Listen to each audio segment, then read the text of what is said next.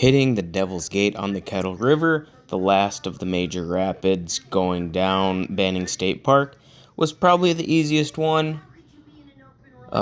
Scraped a lot on the rocks on the bottom there, but it was overall really fun. Can't wait to do it again at a higher water level.